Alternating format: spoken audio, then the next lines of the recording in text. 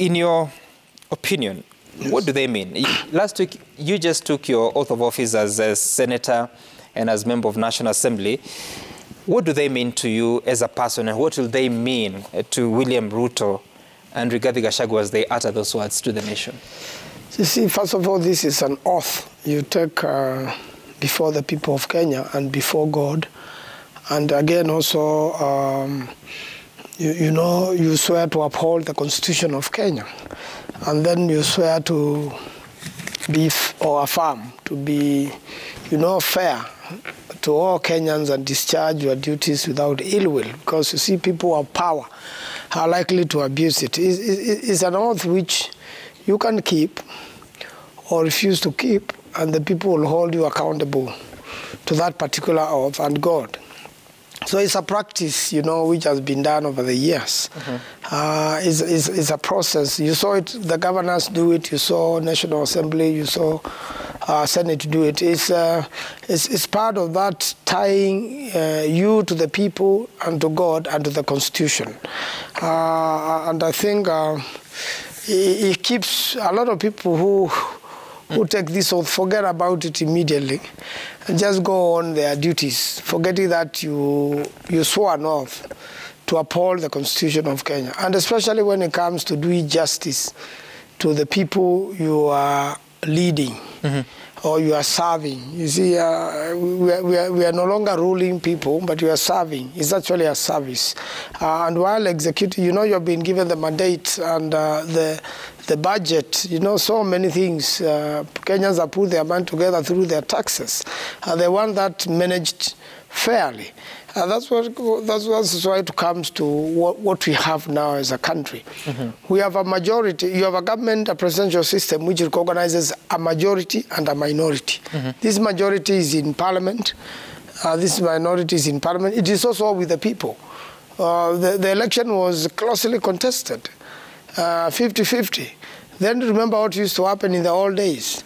If you did not support the government of the day, then you don't get any services at all. I believe when President and Deputy get sworn in tomorrow, they have to serve every Kenyan, whether they voted for them or not, whether it's an opposition zone or not. And this is just regions and tribes and things like that.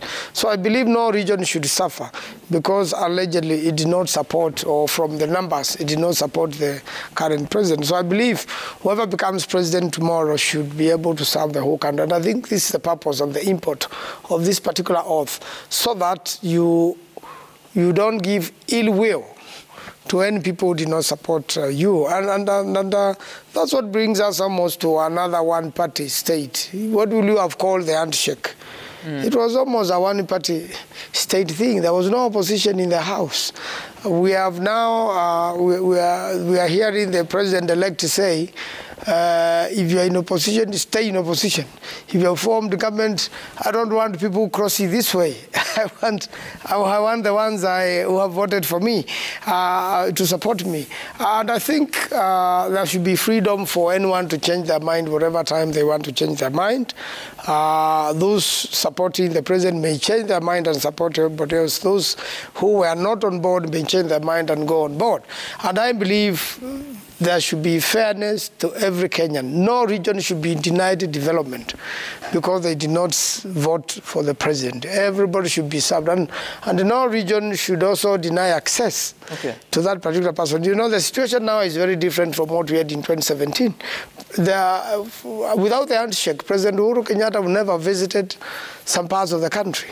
He would have received such bad reception, but he was smart enough and wise enough to do the handshake and bring the country together. It is a duty of the president to bring the country together. That's the first duty President William Ruto, when he's on tomorrow, will have to do. Bring the country together, serve everybody equally without ill will.